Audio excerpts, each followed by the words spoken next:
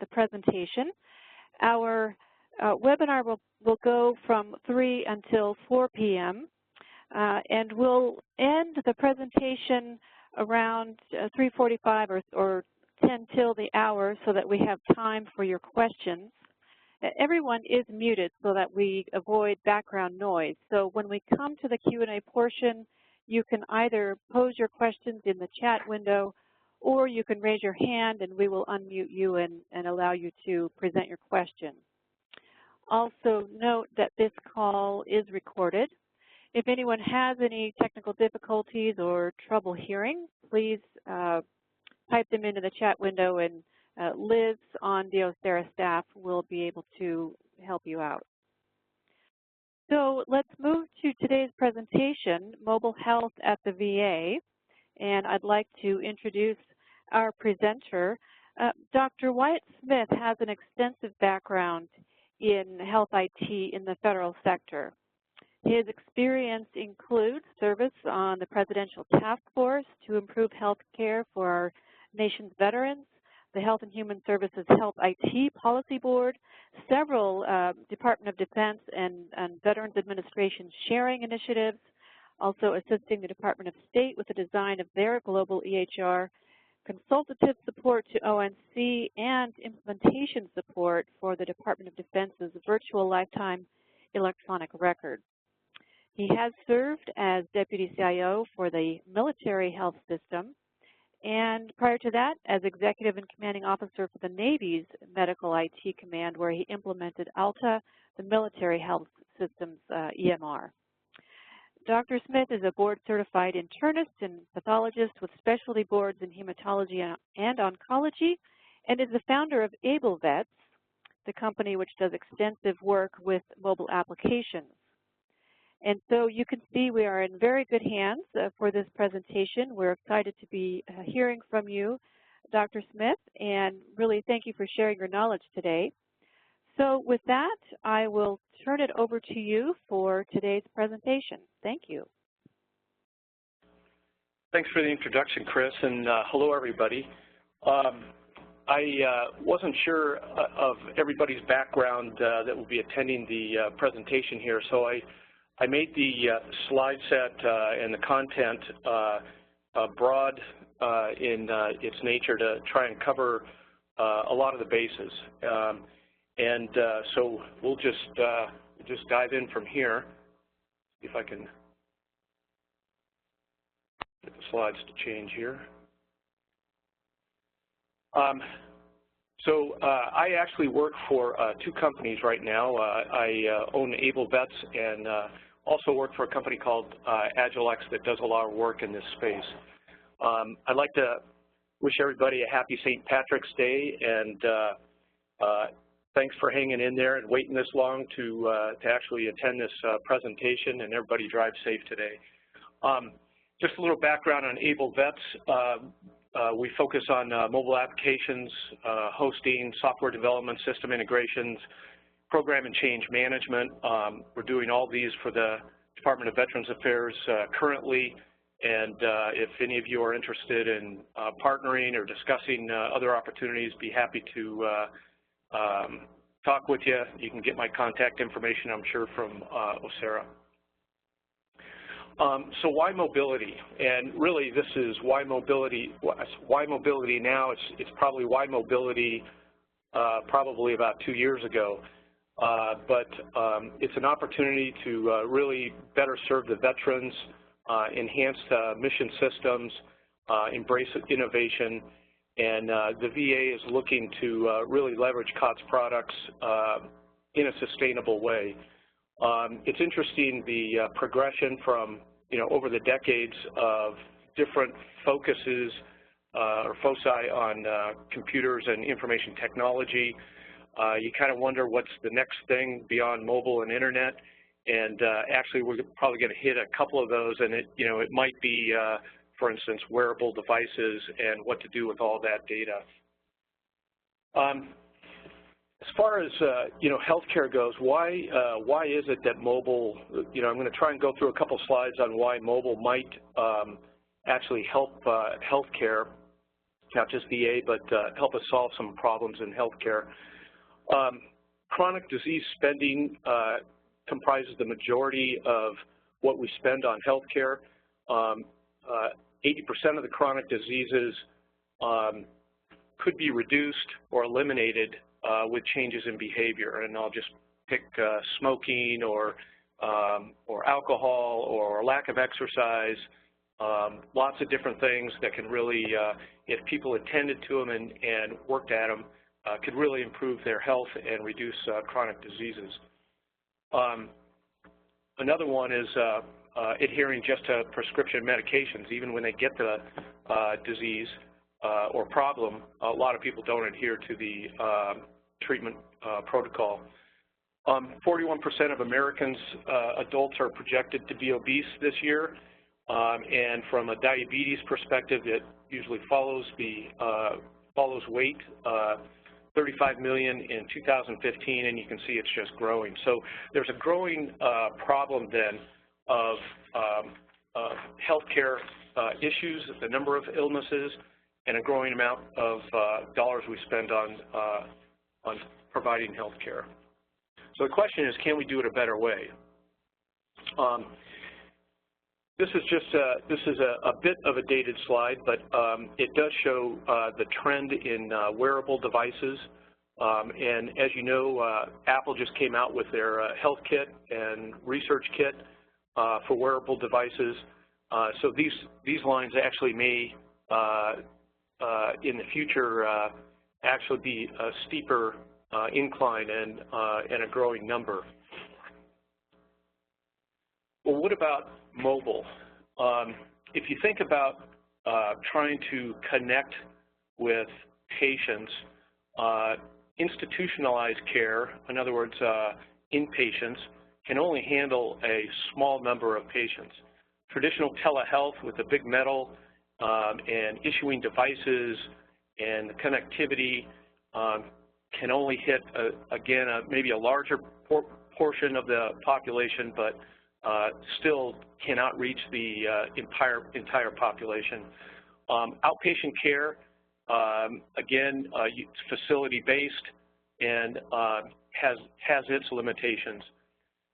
We look at this, though, as with mobile health, the opportunity here is to leverage the patient's existing devices without having to issue them to them, and actually the provider's existing devices and IT infrastructure.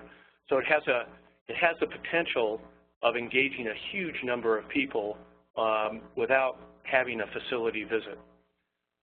So we kind of look at this as sort of a new engagement model for healthcare delivery. Other aspects of it, it can be personalized, it's convenient, everybody's carrying their devices almost every day with them. Key things are going to be coordinating and then accessibility from an authentication and security piece. Just an example of where we're really trying to go with this is that if a patient has, let's say, hypertension, high blood pressure, and let's say the typical provider visit interaction with a patient is 15 minutes. So let's say they see their provider 4 times a year. So that's 100 minutes that a provider would spend with a patient. There's 525,000 minutes in a year, and so this little blue dot on this slide represents the time that the healthcare system has to observe, treat, and change behavior for a healthier lifestyle or treatment. I actually stole this concept just in honesty from a prior Army Surgeon General, and their estimate was that they spent $13 billion a year on just the blue dot, which represents really facility-based care. And if you think about it, somebody goes to see their doctor, and then they go home, and life happens to them. They remember or they don't remember their medications, they remember or they don't remember their treatment protocol, or what they need to do to stay healthy. So what we're targeting then with mobile healthcare is all that white space there all that other time that that's out there as an opportunity to engage patients to live a healthier life. So we think that this can appropriately reduce utilization of healthcare facilities, healthcare personnel. We think it can improve caregiver, veteran, and clinician interactions, access to information, benefits. And there was a big study that was done, released in the New England Journal of Medicine. It was probably a year and a half ago. It's called Open Notes. And it really showed that if you provide patients access to their clinical notes, they actually become more engaged in their health care and the meaning of their treatments, and it improved drug adherence to compliance dramatically in that study. So how did the VA approach this? Well, VA developed a roadmap on how they would do mobile, and it really started with security. There was a lot of drawback. This was back in about 2010, 2011, 2012, trying to understand from a federal government perspective how they can comply with federal security standards and still utilize mobile for staff and mobile devices and applications for veterans. So it started out with really analyzing security and accreditation issues, then how to manage these devices with mobile device management, what was their Wi-Fi capability, what was their saturation. You may or may not know, but VA is updating all their Wi-Fis in their facilities now. That's a rollout that's going across the country. And then from the perspective of developing apps and connecting with their legacy systems like VistA or the CDW or their HDR and other back-end systems, they really came around the concept of a mobile framework with common services, and we'll get into this a little bit more in the presentation here. They also looked at having a place. They knew they wanted more than just one app, so they looked at building a mobile application environment where apps can be either government personnel or vendors can come in and have a common set of software code and rules that could govern the development of these apps to make them in a more consistent and secure fashion. The VA was probably one of the first of the federal agencies to really come up with a program of application testing and certification, and then also methods of deployment and distribution of the applications. They have built a really good governance model around the initiation all the way through deployment of these apps. So talking a little bit about security, it really depends, obviously, if you're a staff or if you're a veteran regarding the authentication to the applications. Currently, most of the applications for staff are using VistA authentications, and most of the authentication for veterans is using DS Logon, which is the authentication that DoD uses, and it's run by DMDC in Monterey, California. Devices on the staff side are secured through an MDM, and then there are several aspects of securing the data on the device, both the device and then the data at rest and in transit. As you all probably know, for the U.S. federal government, the encryption algorithm has to be certified by NIST as being FIPS 140-2 certified. It can't be, you look on a lot of products and they'll go, oh, we're FIPS compliant or something like that. It doesn't matter if you think you're compliant or anything. It has to be certified on the NIST website as being certified in order for it to be be used in a valid way in the federal government.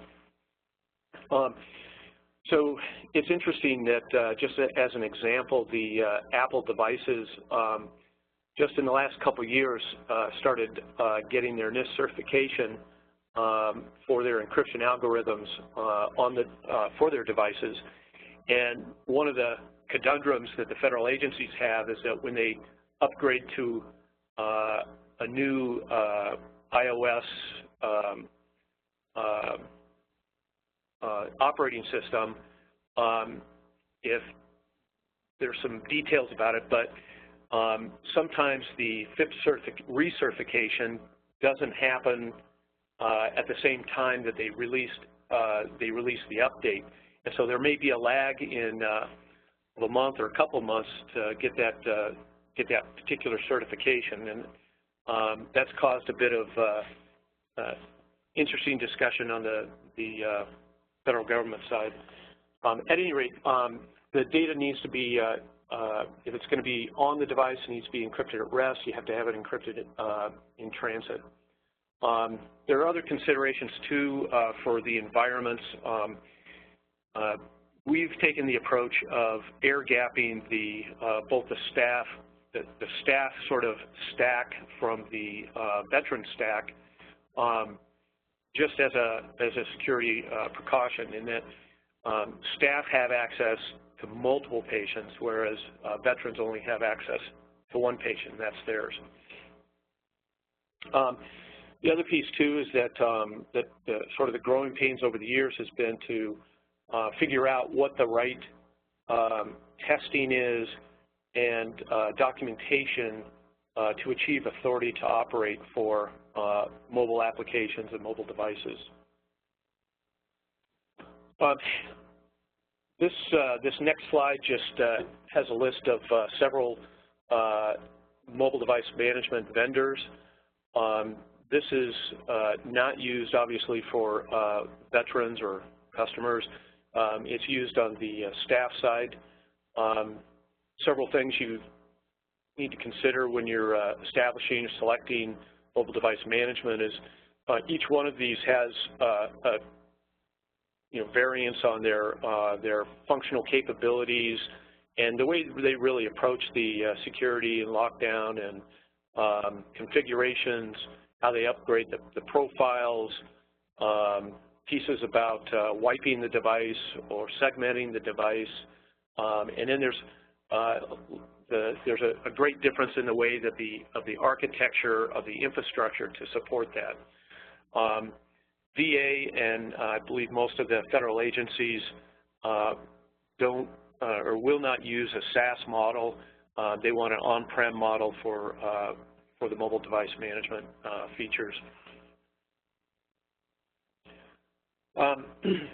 Once you've set up your infrastructure for your mobile apps and then you've installed your MDM, the next thing that really occurred in VA and was a big push was to go ahead and, well, let's test this out. Let's do threat modeling, penetration testing, and look through all of those issues.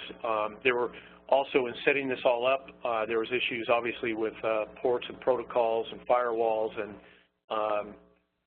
lots of issues that had to be worked through regarding access to the app stores and the internet.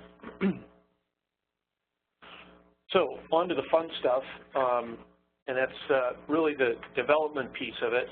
I think most folks have realized the benefits of agile software methodologies for software development, especially in building apps where it's not like just a machine line where every step of the way. These apps can be very creative and dynamic, and So we believe that Agile software development methodology is probably even most appropriately used in the mobile application development community. In this whole process right here, and I'll show you the certification criteria that VA uses, but the certification criteria, the security constraints, and the business goals all need to be considered during the software development life cycle there.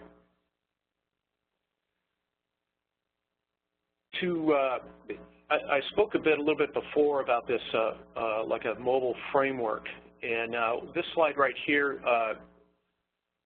shows a high-level description of that framework, and you can see that the top section is really for veterans, the bottom section is for staff, and there's encrypted tunnels reaching back into the legacy systems, including VistA, HDR.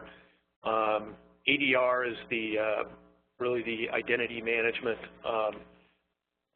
system, and several other systems. And so what this really helps with is to provide a common code library that sort of abstracts the back-end integration so that developers who want to develop apps don't have to be experts in mumps or RPCs or FileMan or anything like that.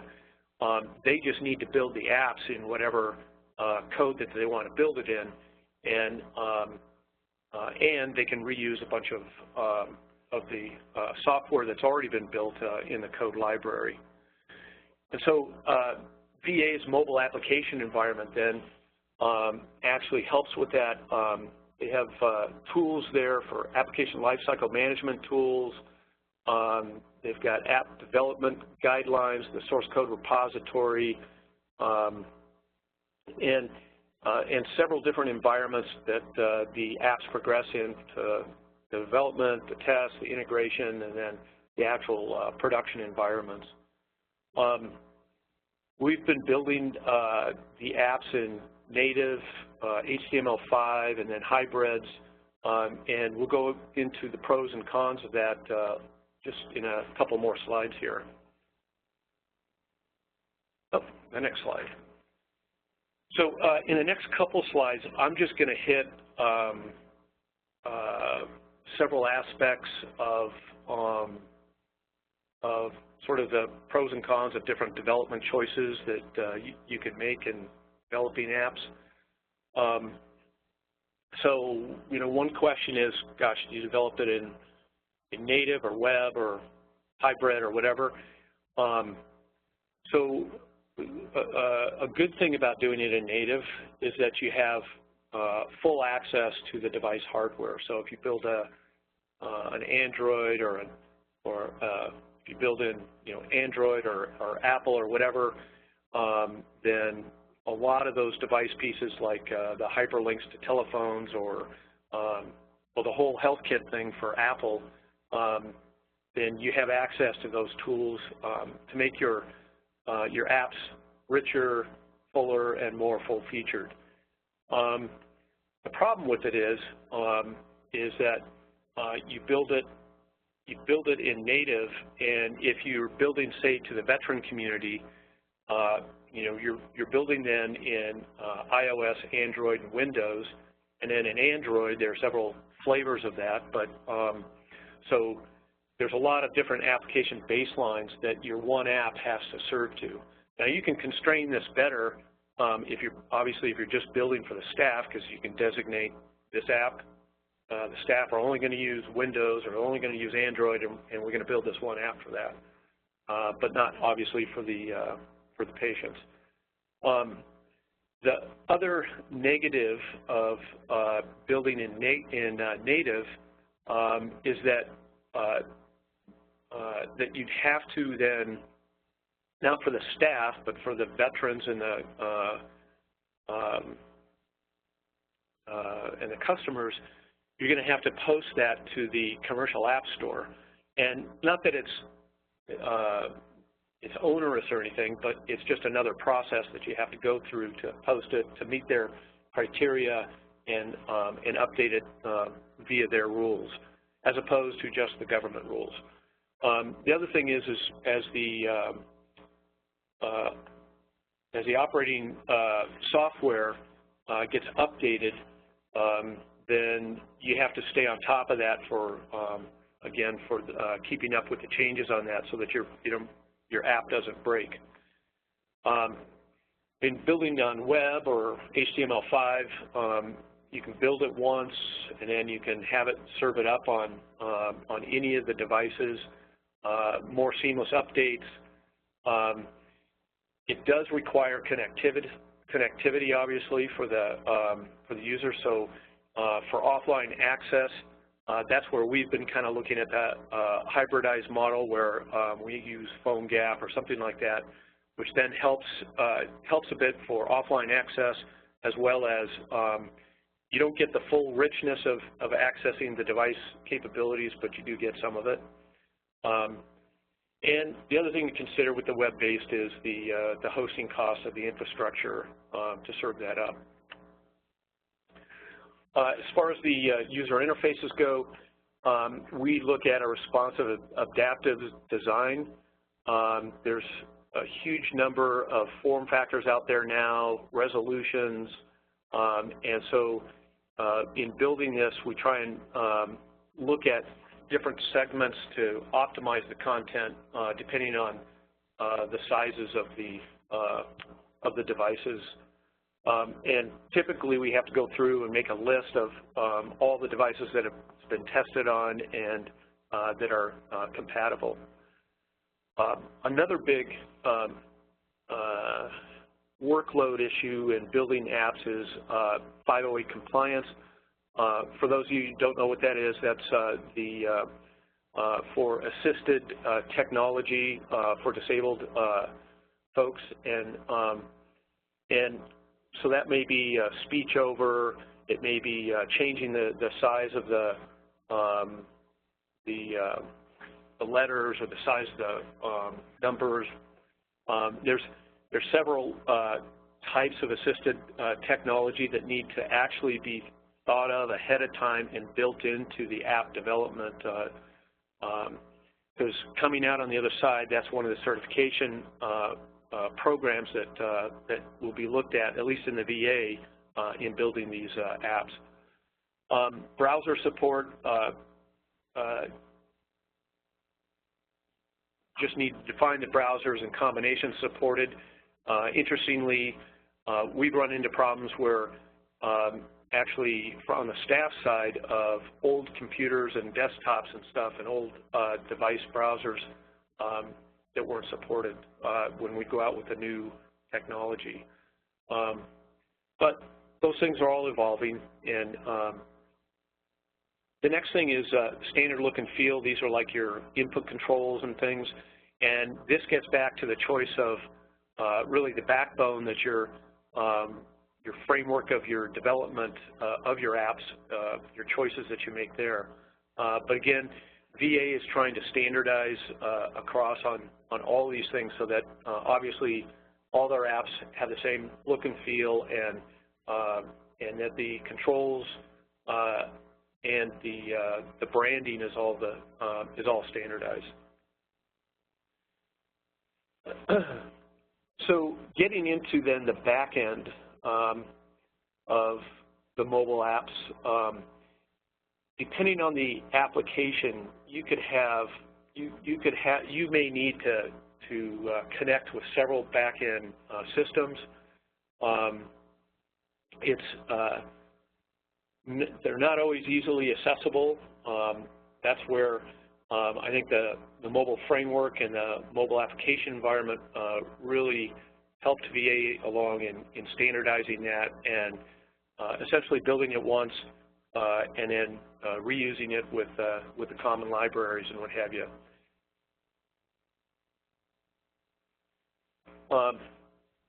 Along the journey that the VA took, they've developed really a suite of enterprise services. I spoke a bit about the authentication. methods for staff and for patients, but also patient search. So how do you look that patient up, and where do you look it up, whether it's VistA or CDW or other areas where patient data is.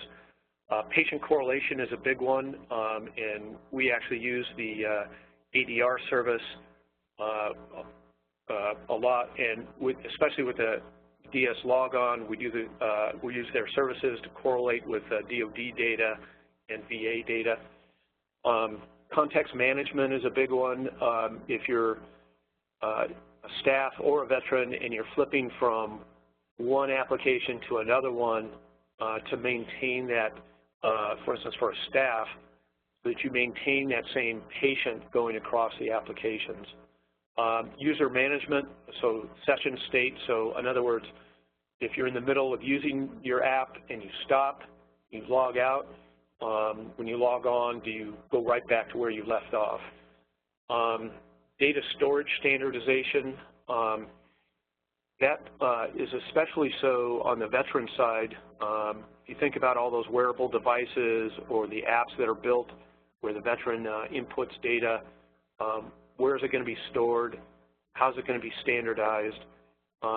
Just take blood pressure, for instance. If you're having patients type in their blood pressure and making logs of their blood pressure versus having a Wi-Fi blood pressure cuff, sending in the data, you've got to standardize that data going into into wherever it's going to be stored.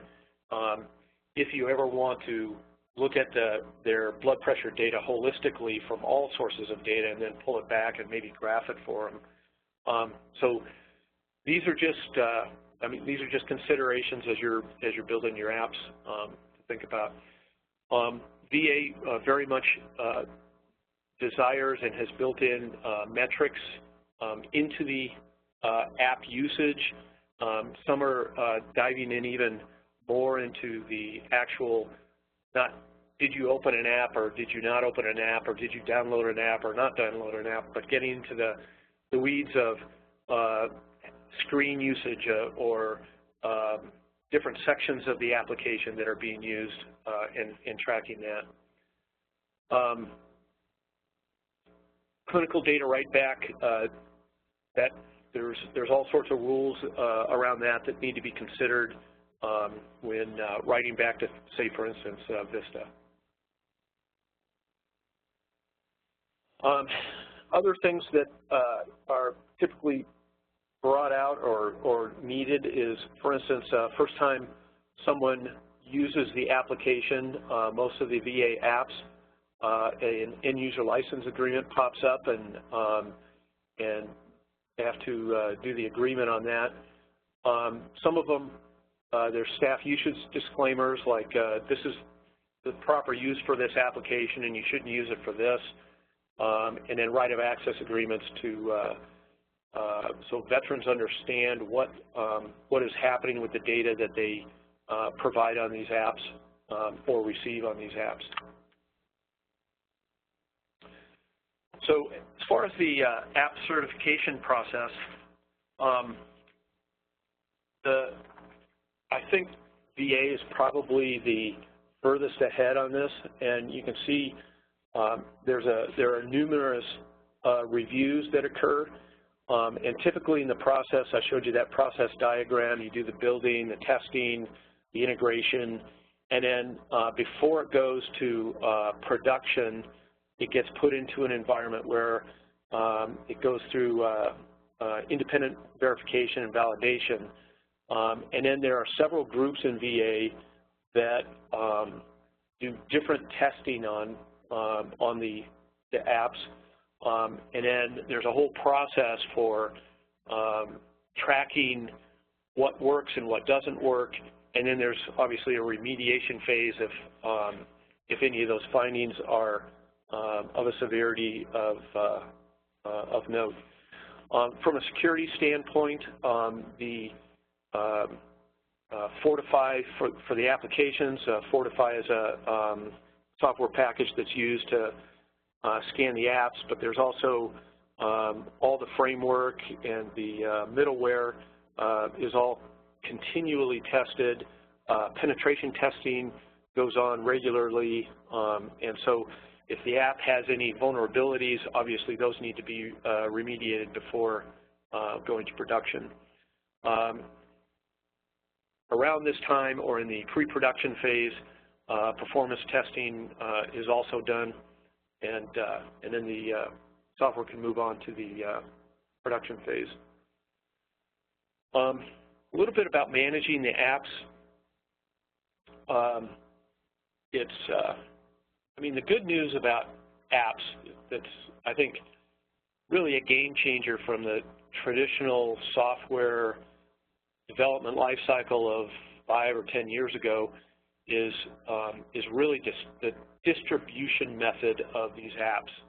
Because if you think about it, all you need to do is really put it on an app store and download it, or put it on an MDM and just push it out to the staff, as opposed to a lot of the traditional, okay, we got to go out and it's a thick client, we got to load it on everybody's desktop and configure it and what have you.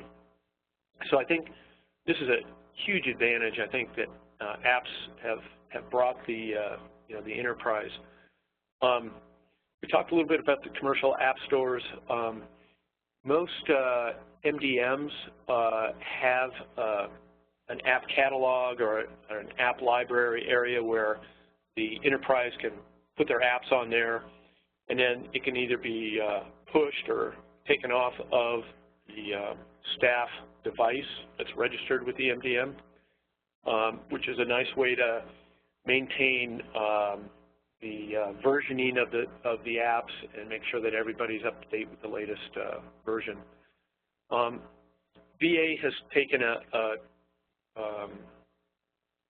different approach for veterans, and they have a veteran enterprise app store. This is not for native apps, because as I talked about, those would need to go through the commercial app store, but for the HTML5 and the hybrids, veterans can go to enterprise app store and download the apps that they want. Off to the right-hand side is just a screenshot of a launch pad that we built. It's an older version, but the concept here is that the patient would be looking at their launch pad here, and they would tap on one of these. First, they'd log in, securely log in, and then they could tap on one of those icons there, and it would launch the app. And then if they tapped into another icon there, launched another app, this launch pad has single sign-on capabilities. And then for the staff, the launch pad has not only single sign-on, but also context management and then user management, or the location of where they left off in the last application, or the last time they used it. So this was a nice concept that I think really helps with usability. So this is just an example of the Veteran Enterprise App Store. This also has single sign-on, role-based access, and it actually has links to, as you can see on one of those, to the different commercial app stores where it can just redirect to download a recommended app. So once you get through all the development phases and you get it into production, a lot of times you'll want to pilot whatever app you do. What you see here is an example of one of the apps we built, and we piloted at the Washington, D.C. VA Medical Center. When you do a pilot, obviously what you're doing is you're trying to figure out the applicability of the app, the usage, satisfaction, and the impact. And so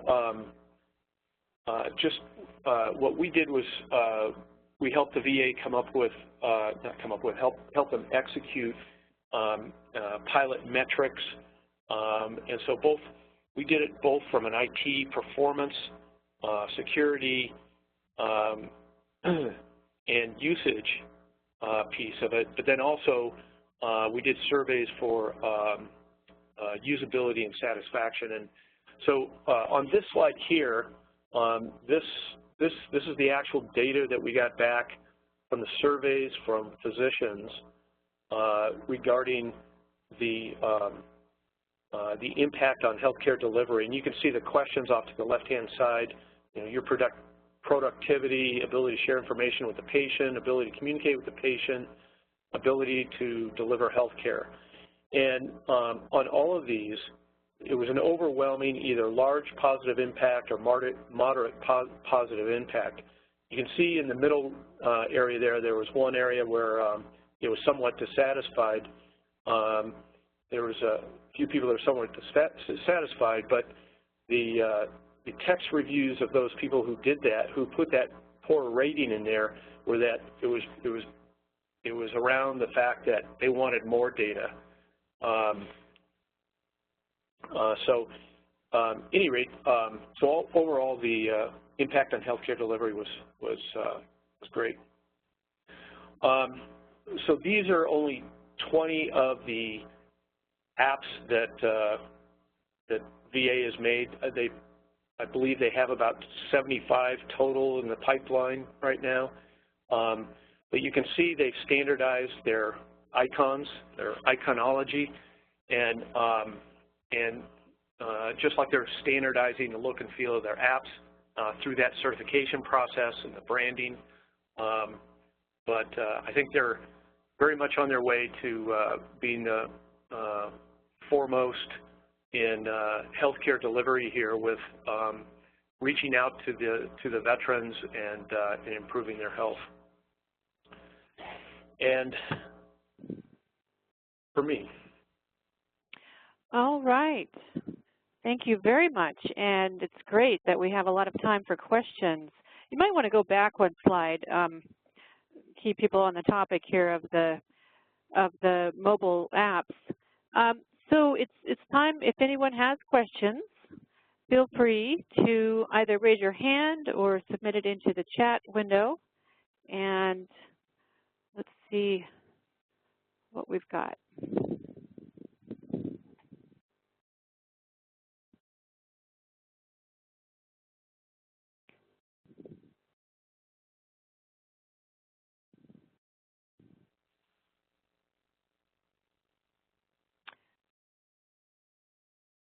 Peter, you have a question? Oh, wait a minute. You're not quite unmuted yet. I have to find you in the roster.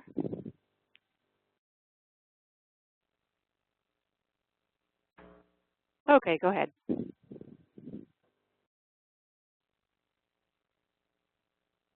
Oh, sorry, Peter, still not hearing you. Okay. Am I on? There we go. Yeah. Okay. Yeah. Since this is OSEHRA is an open source organization, is any of this the apps you mentioned here open source? So, question. So, I don't know if how many of you out there are with companies that that actually bid on work that the RFPs that come out, requests for proposals that come out for contract work to build these apps. But if you look at the RFPs that are coming out now, almost all of them have language in there for the contractor who's building these things to ensure that the end product then is built in a way that it can go through the FOIA process and then be sent over to OSEHRA. So that is something that, at least from my experience, is something that the VA is driving towards, and that they that they want to do.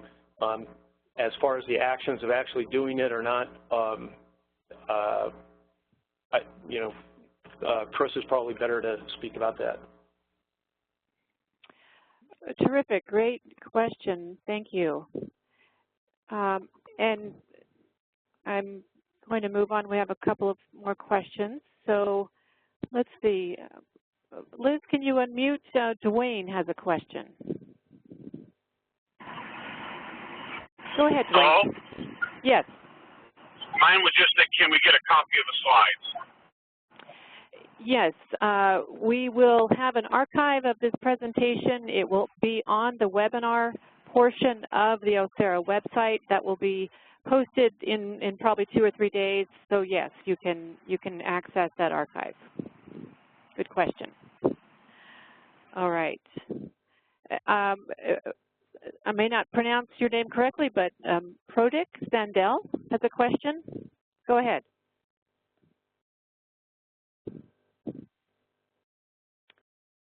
I have a quick question. Does any of these apps integrate with VistA, EHR? Sorry, can you speak a little louder? Having trouble hearing you. Do any of these apps integrate with VistA? Okay. Did you get that, Dr. Smith? No, I didn't. The question is, do any of these apps, I think you said, do any of these apps integrate with VistA? Yes, that's the question. Yeah, actually, most of the staff apps do, and some of them are bidirectional also. Interesting. Okay. Thanks. Other questions? And, yes. Dr. Smith, this is Pratik. I give the details of the apps which integrate with VistA, and especially the ones which are bidirectional. I'm sorry.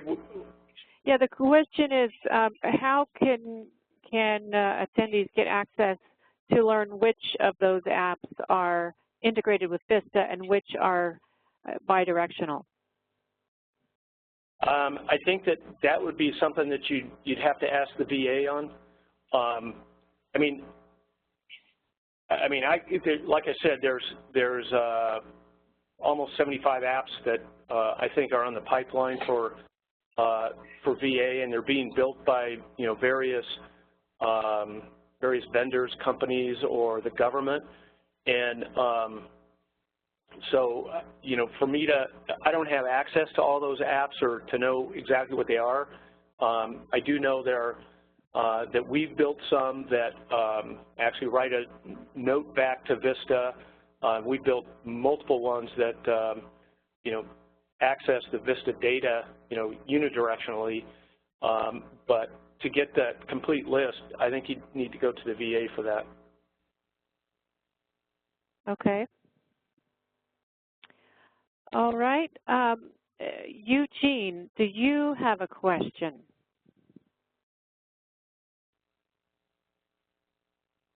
Go ahead, Eugene.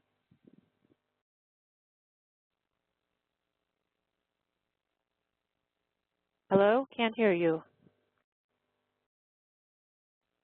No, I don't. Thank you. Okay. All right. Other questions?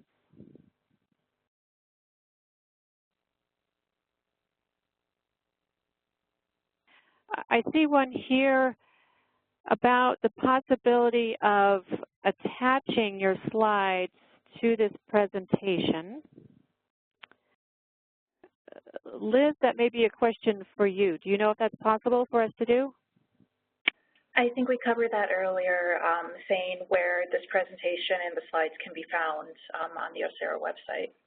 Okay, so that's the method we'll use so that people can access the slides.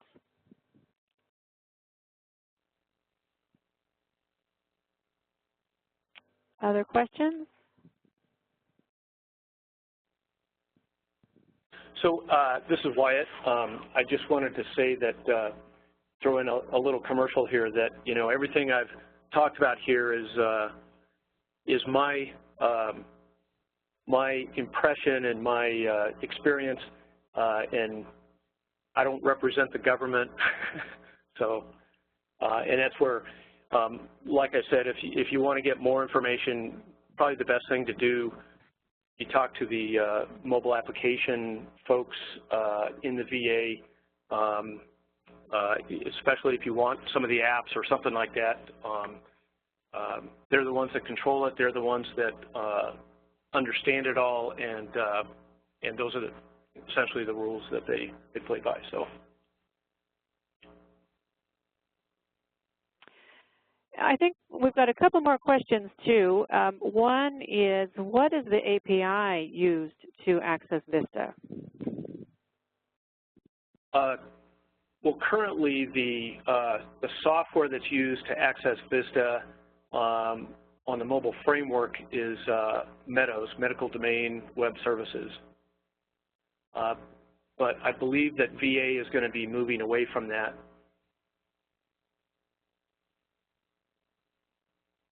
And do you know what they're moving to? Oh. Okay, to be determined. Okay. And I'm waiting for one more question. Here we go. Have you had an opportunity to evaluate the proposed App Store?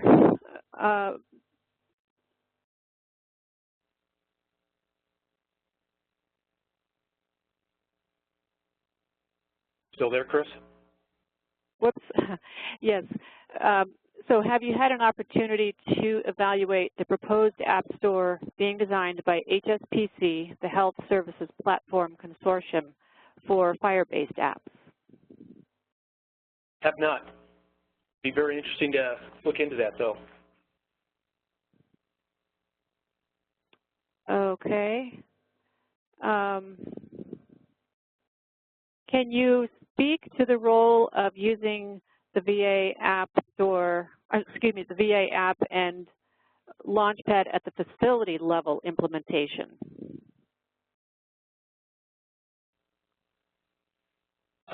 Well, I'm not sure what that means, but it's actually available on the staff devices. So, you know, VA is rolling out with a